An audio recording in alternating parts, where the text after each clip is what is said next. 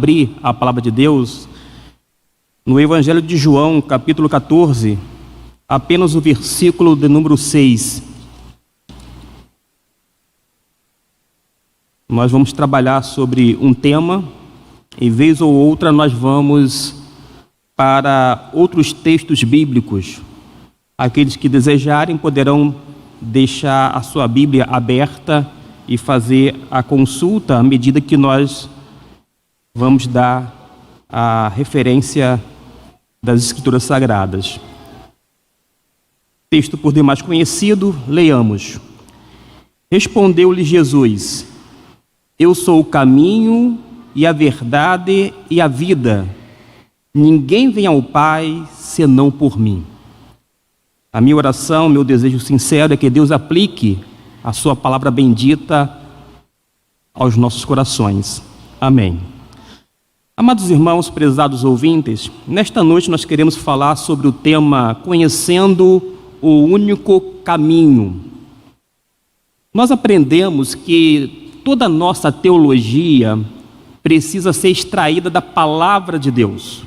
Logo, teologia que se preze não é derivada de revelações fora das Escrituras, como alguns chamam de extras bíblicas, mas sim pautada na palavra de Deus, que foi devidamente revelado, inspirado pelo próprio Espírito Santo, que conduziu todo esse processo, tanto do Antigo Testamento quanto do Novo.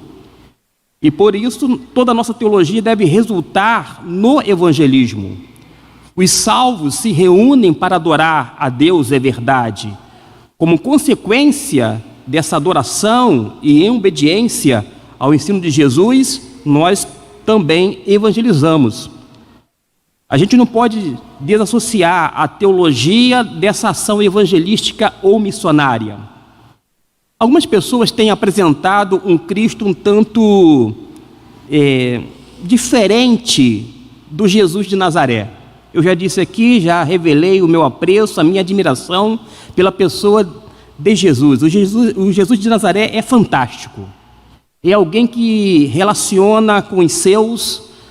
Antes disto, ele assumiu essa forma humana, porém sem pecado. Mas ele toca fundo na alma e de acordo com a necessidade do ser humano.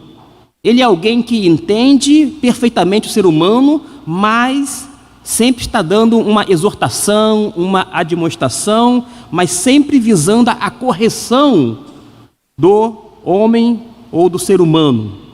E algumas pessoas apresentam um Cristo bem diferente daquele que tinha sido adorado no primeiro século e nos séculos seguintes. Um Jesus um tanto patético. Falamos que Jesus é o Senhor, mas quem dá as ordens são algumas pessoas que utilizam o nome de Jesus como se fosse algo mágico. Se no Antigo Testamento a Bíblia condena a feitiçaria, algumas pessoas têm adentrado num processo de encantamento ou magia, acha que o nome de Jesus é mágico e ao mencionar o nome dele, ele vai ter que realizar aquilo que foi determinado pelo homem. E ai dele se não fizer, porque se ele não fizer, o nome dele vai para a lama. Ninguém mais vai dar crédito no nome, consequentemente, à pessoa de Jesus. Agora nós enxergamos aqui nesse texto, quando ele disse, eu sou o caminho e a verdade e a vida, e ele acrescenta, ninguém vem ao Pai senão por mim, de acordo com o contexto, e eis a razão dele falar essa parte final, ninguém vem ao Pai senão por mim. Nós precisamos entender o que Jesus quis dizer. E a gente vai trabalhar pelo menos 3 aspectos pautados nesse único versículo. Quando Jesus fala que ele é o caminho, nós precisamos entender que há uma chave de interpretação. Há uma chave para abrir o nosso entendimento e detectar, perceber em que sentido Jesus é o caminho. E essa chave nada mais é do que a cruz. Porque o Jesus que é apresentado na Bíblia Sagrada é o Jesus crucificado. Alguém vai dizer, ressurreto. É verdade. Mas a teologia da cruz é construída a partir da pessoa bendita de Cristo Jesus. E quando a gente começa a olhar para o significado da cruz, a gente vai observar o seguinte: Cristo é exatamente o que sua cruz o é. A gente olha para a cruz e a gente percebe toda a missão de Jesus, quem Ele é, a sua obra, e compreende melhor os seus ensinos. É a partir de Jesus que vai ser mostrado tudo quanto Ele era, a começar na cruz do Calvário, tanto nos céus quanto na terra. Ele tinha todo o poder nessas duas esferas, e Ele continua tendo. Ele é um Senhor absoluto, e diante de um Jesus absoluto, não cabe contestação, não cabe querer tentar ficar no centro das atenções, quando na verdade o centro de toda a atenção é a pessoa de Jesus. E ali na cruz Jesus foi colocado justamente naquilo que Ele fez, e é nisto que nós vamos nos pautar nesta noite. Não se entende Cristo ou Jesus, conforme esse versículo, até que se entenda a sua cruz. Quando Jesus caminhava para Jerusalém, Ele caminhava para a sua morte. Ele tinha essa missão de morrer por todos nós, pela humanidade toda, que estava caída, perdida, portanto. É curioso que na primeira carta aos Coríntios, capítulo 1, versículo 23, o apóstolo Paulo vai dizer algo muito importante para nós. E ele diz assim: nós pregamos o Cristo crucificado, que é escândalo para os judeus e loucura para os gregos. Quem é que Paulo pregava? Cristo, e a Cristo crucificado. Mais adiante, no capítulo 2, versículo 2, porque nada me propus saber entre vós, senão a Jesus Cristo, e este crucificado. Palavras de Paulo, palavras inspiradas pelo Espírito Santo. E poderíamos ainda citar Gálatas, capítulo 6, versículo 14, lembrando que todos esses textos é de autoria paulina, quando ele diz assim: mas longe de mim gloriar-me, a não ser onde? Na cruz do nosso Senhor Jesus Cristo, pelo qual o mundo está crucificado para mim e eu para o mundo. É esta mensagem paulina, é esta mensagem na essência da parte do próprio Jesus Cristo. Ele vai reproduzir a mensagem de Cristo Jesus. Ele vai mostrar que Jesus é o caminho. O apóstolo Paulo mostra que Jesus é o caminho também. Em que sentido? Ele é o caminho que vai tornar-se mediante a sua morte. Mediante a sua morte, ele vai se tornar, e é justamente nesse caminho que ele vai fazer com que a gente venha ser não apenas convidado, mas instado, encorajado a caminhar.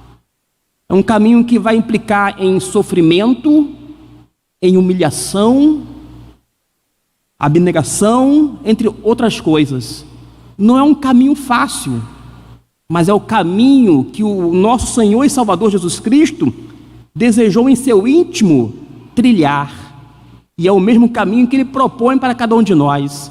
Não é um mar de rosas que Ele oferece, não é apenas benfeitorias, benesses. Quem disse isso? Envolve todo esse escárnio que está atrelado à cruz do Calvário, porque a cruz era um lugar maldito, por conta de que somente os condenados, os piores da época, eram sentenciados àquele tipo de morte. Mas nós sabemos que Jesus, Ele não pecou, mas foi a morte de cruz para morrer pelos nossos pecados. A ênfase aqui vai recair em Deus, mostrando que o Pai Celestial vai se satisfazer a si mesmo através das exigências da justiça, porque Jesus cumpriu toda a justiça ali na cruz do Calvário. Jesus veio satisfazer todas as condições necessárias para o perdão da humanidade. Se o homem pudesse salvar-se, ele, em tese, seria, ainda que uma miniatura de Deus, uma divindade. Mas o homem não tem essa capacidade de salvar-se a si próprio. Mas Jesus, assumindo a forma humana sem pecado e sendo obediente até a morte de cruz, ele pode satisfazer plenamente todas as exigências do Pai. E ele cumpre cabalmente. Ele vai cumprir ali na cruz do Calvário, dentro dessa proposta do caminho, com o seu sangue. Um sangue puro, um sangue imaculado, um sangue que foi vertido por cada um de nós, inclusive pelos ouvintes que estão nos acompanhando na internet. Nós vamos perceber que a única expiação necessária e plausível era a de Cristo, porque toda vida deveria ser satisfeita por vida, sangue por sangue, mas o nosso sangue não teria essa condição por conta da pecaminosidade.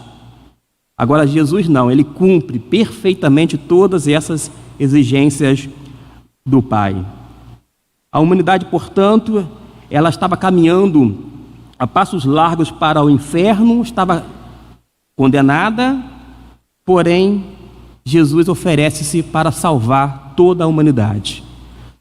Nós sabemos que o homem não precisa fazer absolutamente nada para partir para a eternidade, portanto, sem Deus, sem salvação, porque ele já se encontra num estado de condenação. Um homem sem Cristo, ele já está condenado, ele não vai estar.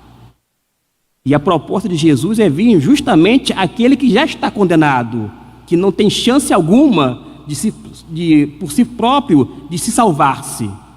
E não é à toa que Jesus disse que ele veio para salvar, jamais para condenar. Agora, o homem sem Cristo já se encontra nesse estado de condenação, conforme nos diz a sua palavra. Isaías capítulo 53 é um texto muito sugestivo, porque fala que Jesus tomou o nosso lugar e ele vai suportar o castigo pelos nossos pecados. E lá ele foi moído, foi esmagado por conta dessas transgressões. Aí Jesus vai verter o seu sangue e vai fazer aquele ato vicário. Ele morre no meu e no seu lugar. Como resultado disto, nós temos o perdão.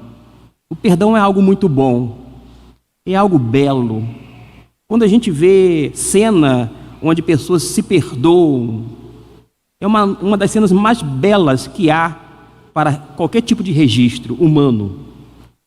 Acontece que o resultado imediato do nosso estado de condenação é justamente o perdão dos pecados. E é interessante que, pelo menos, duas maneiras ocorrem a purificação. A purificação conforme João, o apóstolo amado, na sua primeira epístola, ele vai mencionar no capítulo 1, no versículo 7 e 9, eu começo pela parte final, mas vou voltar daqui a pouco ao 7. Ele fala que se confessarmos os nossos pecados, ele, numa referência a Jesus, é fiel e justo para nos perdoar e nos purificar de toda a injustiça. Mostra aqui a eficácia do sangue e bem como a purificação através do sangue de Cristo Jesus.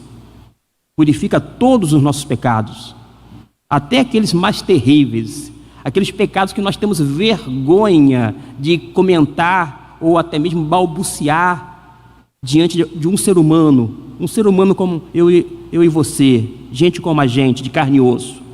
Pecados que nós temos realmente muita vergonha e não tem coragem de encarar tamanha ofensa a Deus. Mas essa purificação é plena, é completa e é para toda sorte de pecado. Mas tem um outro tipo de purificação, e esta talvez, a partir desta já mencionada,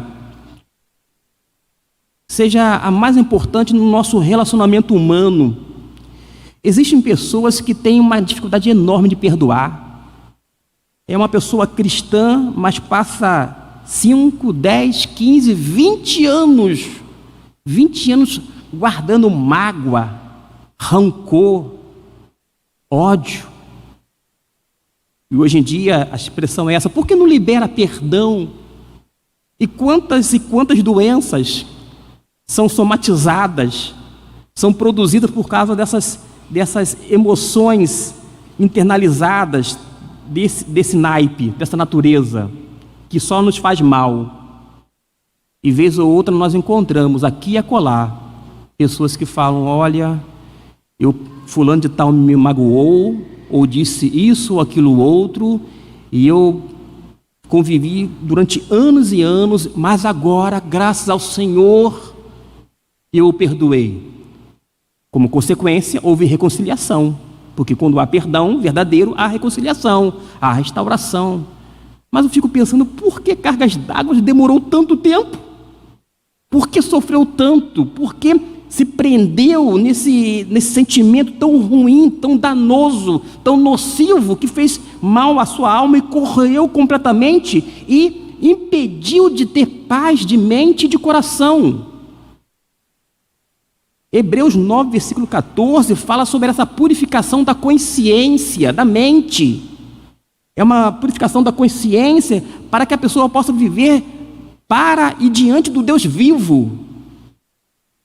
E quantas vezes as pessoas estão diante de Deus, mas com a sua consciência pesada? Com a sua consciência pesada por conta de algo não liberado, como um perdão, porque prefere guardar a mágoa e produzindo toda sorte de dor, quando não de outras sortes de doença. Como eu disse que ia voltar no versículo 7 de 1 João, além de purificar de todos os nossos pecados, mas tem algo condicional, porque no versículo em questão vai mencionar, no versículo 7, mas se andarmos na luz como Ele está na luz, nós vamos ter comunhão com os irmãos, com os outros. Quando fala os outros, não é comunhão com o não crente. Não tem como ter comunhão com o não crente. A gente vivencia, a gente se relaciona com pessoas não crentes, porque nós somos seres gregários, vivemos numa sociedade, temos que ser pessoas civilizadas, pessoas urbanas, que sabem relacionar umas com as outras, numa situação de interdependência. Nós precisamos uns dos outros, nós vivemos ainda neste mundo, mas aqui está falando sobre a comunhão, pessoas que têm as suas vidas purificadas dos seus pecados, consequentemente a purificação de mente e de paz, que vai gerar a paz de espírito, vai ter automaticamente pelo fato de andar na luz, comunhão com todos os crentes em Jesus. É uma comunhão que vai permear as nossas relações. Pelo menos é isto que a Bíblia nos ensina, é o que ela nos aponta. E nós vamos observar que Jesus é o caminho à salvação, e que Ele veio a este mundo a fim de trazer à humanidade o quê? A salvação. Mas não é somente a salvação da nossa alma ou do nosso espírito, mas tem um versículo, aliás, tem pelo menos 2 versículos que são intrigantes para mim. Já mencionei aqui, mas faço, não de uma forma repetitiva, mas para efeito didático.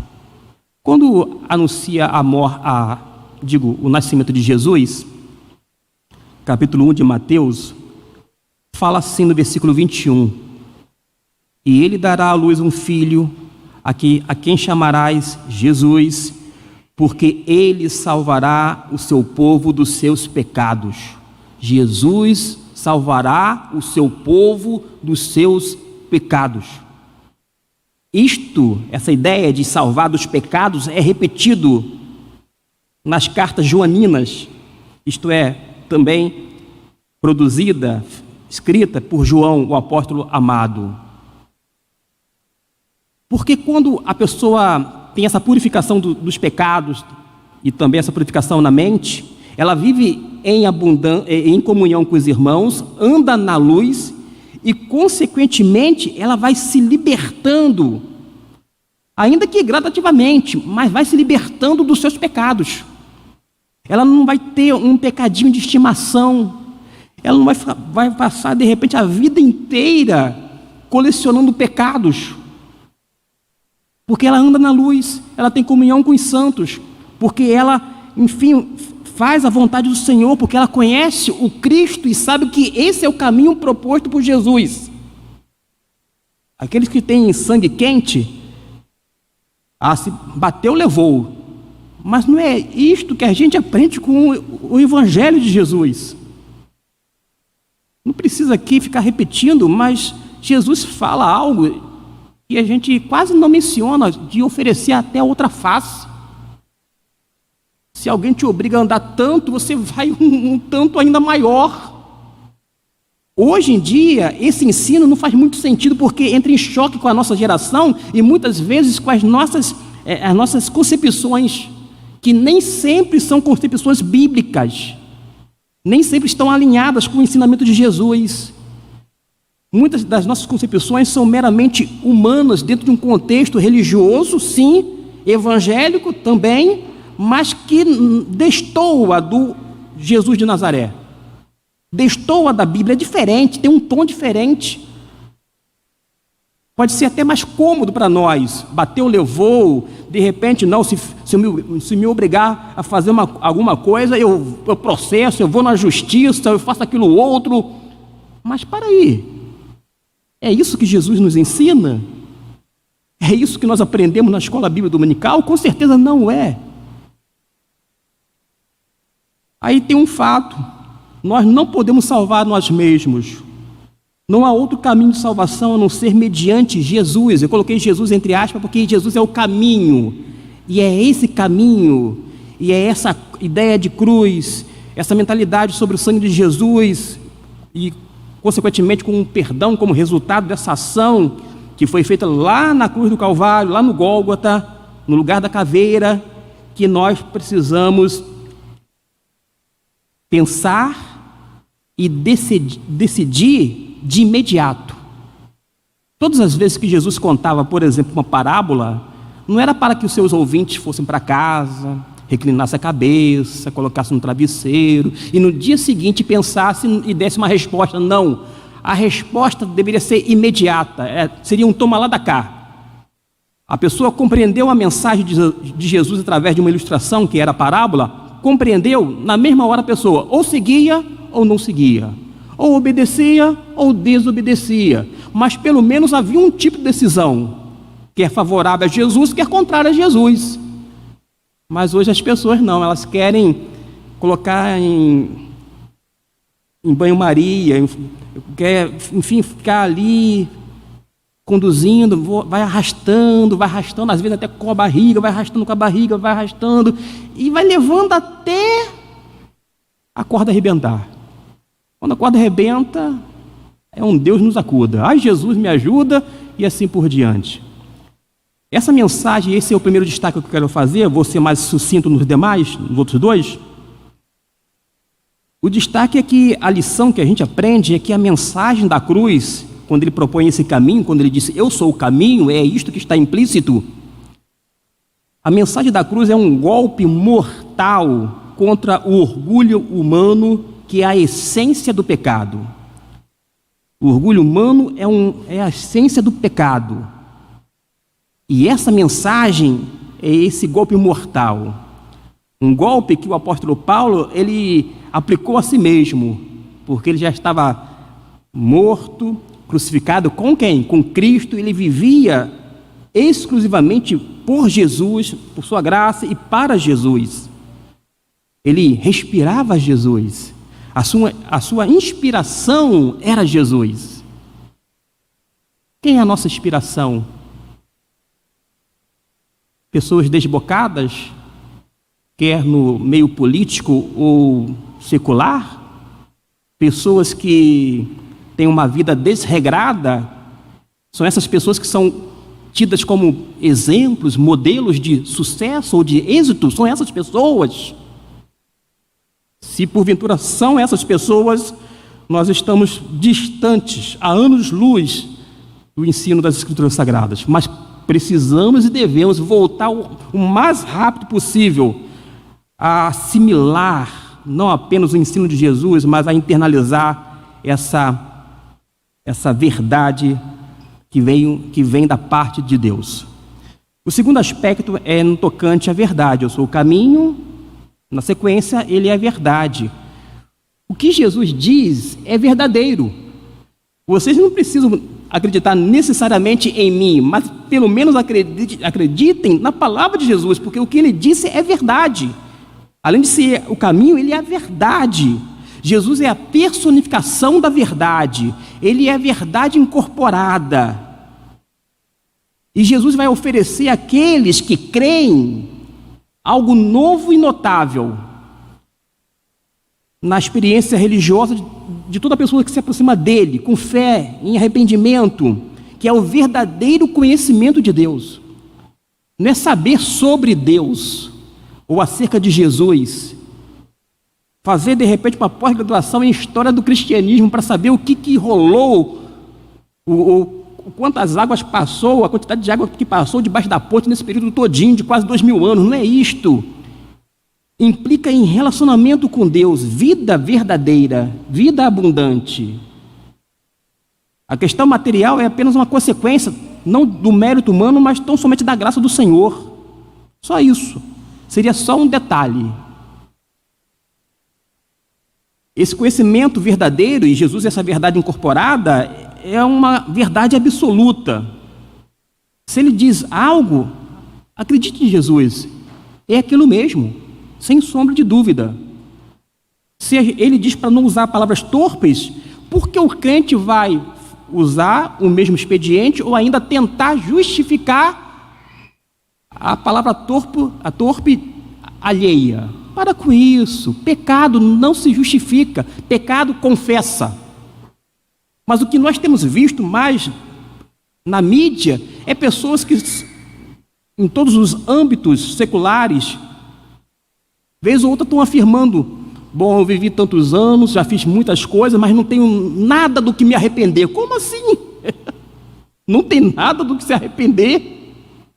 Quer dizer que vez ou outra não comete nenhum tipo de erro ou pecado ou alguma transgressão, ainda que não venha denominar desta forma. Todos nós pecamos, não vivemos e não podemos viver na prática do pecado. Todo ser humano peca. E quando a gente observa que algumas pessoas apregoam que não tem nada, mas nada vezes nada para se arrepender, é que necessita muito de arrependimento e da graça do Senhor Jesus. A gente tem que rogar, e quero enfatizar aqui, a nossa preocupação em todas as áreas e esferas no nosso país e mundo é mais orar por conversão, porque se as pessoas se converterem, as coisas mudam, e mudam de verdade. Enquanto as pessoas não se convertem, não caminham com Cristo Jesus nessa trilha proposta, não se apossa dessa verdade, internaliza, não carrega consigo, o mundo continua da mesma forma que nós temos visto e presenciado, para a nossa tristeza. É uma verdade, porque Jesus é a verdade absoluta, porque ele é uma pessoa, e nós vamos conhecer outras pessoas através dos fatos e de relacionamentos. A verdade de Jesus se conhece da mesma maneira, através dos fatos, não apenas dos fatos escriturísticos, mas através de um relacionamento com Jesus.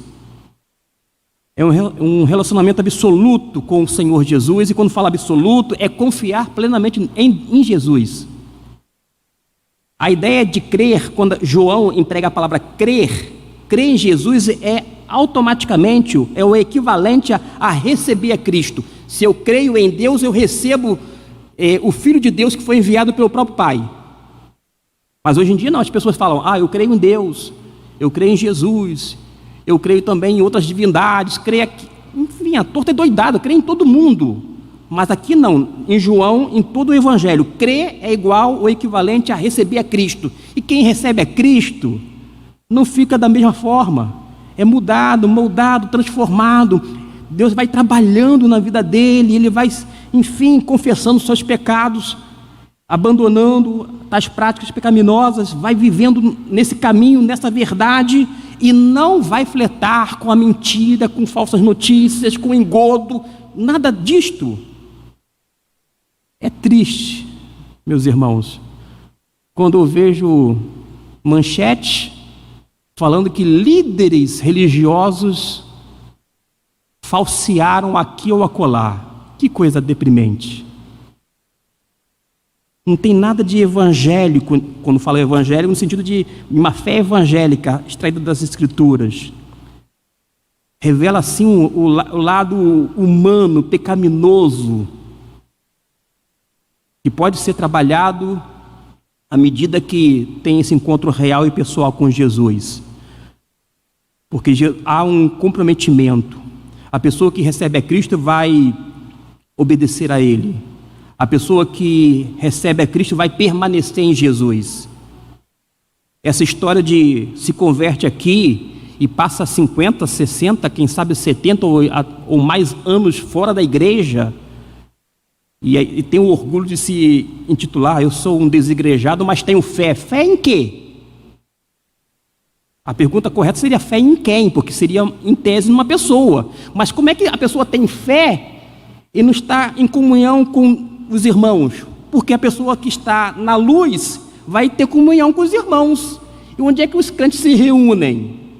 Pode ser na igreja ou nas casas, não importa, mas há uma reunião, há um juntamento. Há uma comunidade cristã de fé realmente. E vai exigir lealdade total a Jesus. Porque o destino final está... Destino final, numa referência, o destino eterno, depende do relacionamento com Jesus. Em síntese, João vai resumir: quem tem um filho, tem a vida. E quem não tem um filho, não tem a vida.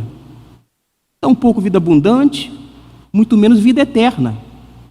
Aí entra a nossa responsabilidade como igreja de adorar o Senhor juntos, mas também evangelizar os perdidos, para que eles sejam salvos pela graça do nosso Senhor e Salvador Jesus, porque a pessoa de Jesus deve nos atrair.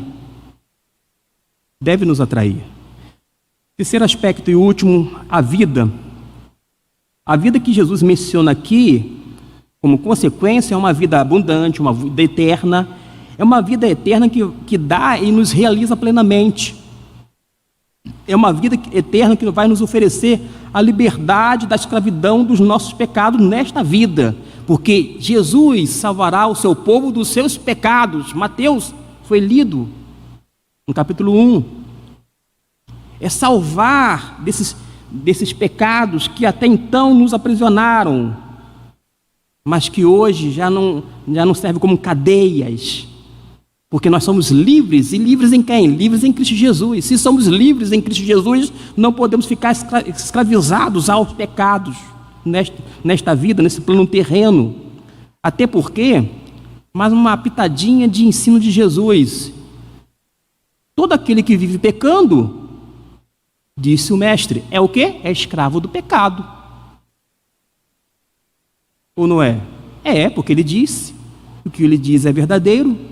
Além de ele ser a verdade, é verdade. A nossa vida pode, às vezes, não ajustar com esse ensino. Pode sim depois tentar dar uma adequada, para, como discípulo de Jesus, estar fazendo jus a isto. A vida, ela precisa ser comunitária, porque de uma certa forma, quando nós vivemos na luz e em comunhão com os irmãos, vai haver uma inibição do pecado. Porque embora nós, vez ou outra, cometemos pecados, não vamos pecar, é verdade, habitualmente, mas vai inibir que a gente cometa alguns pecados. Quando eu estou aqui na frente, eu não posso usar de uma forma tempestiva. Já que eu estou falando a verdade, eu vou falar de qualquer maneira. Não, nada disso. Eu não tenho o direito, em respeito ao ser humano, aos irmãos que estão na congregação, nesse recinto, de ser deselegante, deseducado. Eu sou livre não para ser grosseiro, mas eu sou livre para expor a mensagem de Deus da forma como ela é, nua e crua, da mesma forma que a vida é, sem nenhuma maquiagem. Agora, nós não podemos, em hipótese alguma, viver isoladamente, ignorar a vida comunitária numa referência à Igreja de Jesus e achar que isso está certo.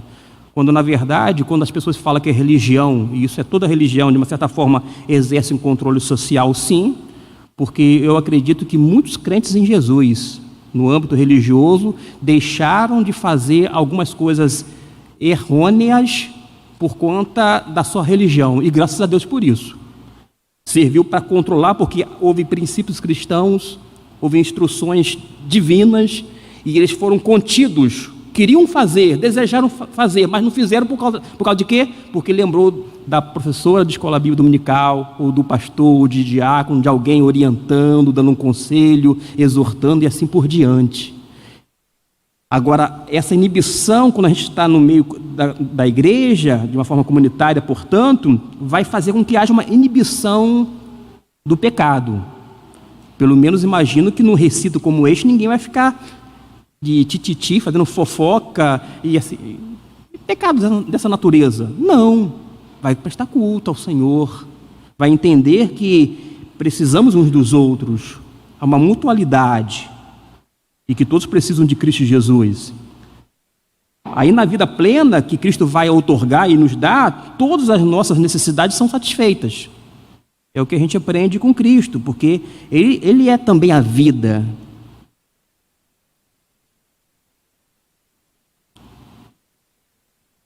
Nós vamos como igreja proclamar Jesus como Salvador, mas é somente isto que Ele é? Não, Ele é Salvador, sim, mas é mestre, e o mestre dos mestres. Ele é Senhor. Se Ele é Senhor, Ele é soberano. Se Ele é soberano, Ele pode fazer qualquer coisa. Lembrando que Deus não é arbitrário, mas qualquer coisa Ele pode fazer. Ele não vai fazer o mal por si só, porque é contra a sua própria natureza. Mas acontece é que Ele vai ser proclamado como Salvador e Senhor. Coisa boa é ter Jesus como Salvador. O que nos incomoda mesmo é tê-lo como Senhor. Porque quando a gente fala que na nossa vida quem manda somos nós, na minha vida mando eu. Eu sei o que é melhor para mim. E assim vai. A lista é longa, irmãos. A gente tem uma série de frases, de efeitos que soam muito bem, massageiam o nosso ego, a gente se sente bem porque a gente se sente autônomo.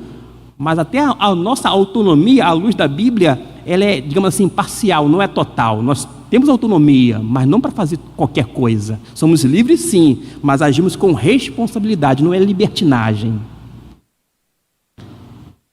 E aí Jesus vai nos dar força para sermos santos, forças para sermos santos, até porque Jesus é a nossa santificação.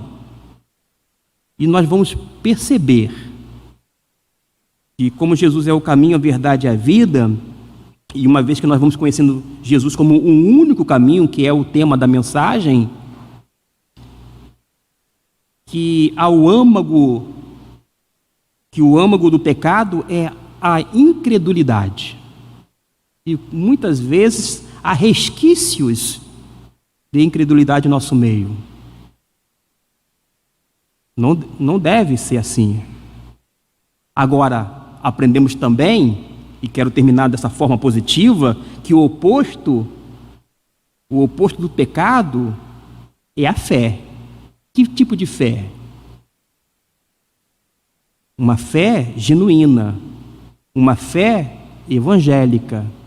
E todas as vezes que eu menciono fé evangélica, eu repito, não tem nada a ver com esse evangelho que é pregado por aí, que é diluído. Tem muita gente boa pregando o evangelho de Jesus. São pessoas sérias, pessoas tementes a Deus. Mas existem pessoas que se aproveitam e que se valem do evangelho e que, em nome de Deus, cometem atrocidades. Enriquecimento é o mínimo. Mas aqui, quando fala a fé evangélica, é uma fé realmente do evangelho, o Evangelho de Deus. Evangelho de Deus. E é esse Evangelho de Deus que deve nos fascinar. Porque essa expressão, Jesus é o caminho, a verdade e a vida, está contida justamente no Evangelho de quem? De Deus. Não é o Evangelho segundo a cartilha de uma denominação que nós sequer sabemos pronunciar, porque o nome é tão exótico e tão complicado que a gente nem sabe de onde veio, qual é a essência, não sabemos de nada, não é nada disto. E a gente vai observar então, por fim, um desafio. Olha só, depois de ouvir essas palavras da parte de Deus, um desafio missionário. Parece que não está batendo, está confundindo alho com bugalho. Não. É que eu iniciei dizendo que a teologia ela deve se preocupar e deve fazer evangelismo. E quando a gente conhece esse único, e vai conhecendo Jesus dia após dia, esse que é o único caminho, e possa acrescentar a verdade e a vida, vai gerar, não apenas em mim, mas em cada um de nós, tanto individualmente quanto de uma maneira coletiva, um desafio missionário e evangelístico, um comprometimento de apregoar quem? O Jesus de Nazaré. Não o Jesus conforme nós descrevemos como o Jesus das nossas conveniências. Um Jesus literato, e na literatura pode-se fazer o que quiser. Já teve filmes e livros que apresentaram Jesus tendo um caso conjugal com uma de suas discípulas. E as pessoas usam essa expressão, nossa, é o cúmulo do absurdo. Gente, literatura pode-se fazer o que quiser. Agora, uma coisa interessante, um dos livros sobre Jesus que tem essa deixa que eu mencionei aqui, uma amiga minha, também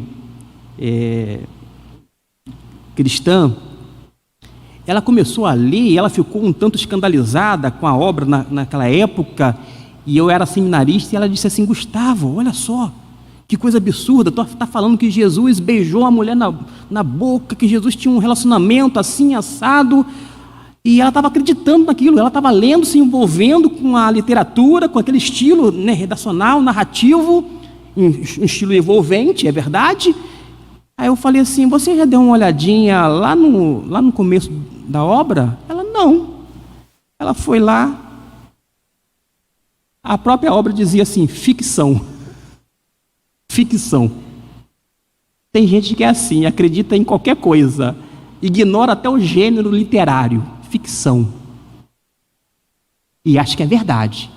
E fica escandalizado e vai se envolvendo. O Jesus literato, não se preocupe. Não se preocupe. O Jesus dogmático, e que às vezes é anunciado de púlpito, ou quem sabe nas nossas salas de EBD, o Jesus dogmático, é o Jesus de acordo com o pastor, ou de acordo com o professor. Tem que ser conferido com o Jesus da Bíblia. Porque nem sempre, como eu disse, as pessoas têm pregado o Jesus de Nazaré. Têm apresentado outro tipo de Jesus. Mas fiquemos com esse comprometimento no tocante à obra missionária e evangelística, tendo em mente quem? Jesus de Nazaré, o qual diz acerca de si próprio, eu sou o caminho, a verdade e a vida. E o cumprimento final, e ninguém vem ao Pai senão por mim, uma referência a Ele e somente a Ele. Que Deus, meus irmãos, nos abençoe através de sua palavra, que Ele continue nos instruindo e que nós possamos ser cada vez mais enriquecidos para que possamos transferir não apenas conhecimento, mas mostrar esse relacionamento na nossa vida para que outros sejam atraídos para a mesma fé evangélica, isto é, a fé do Evangelho de Deus. Amém. Meus irmãos,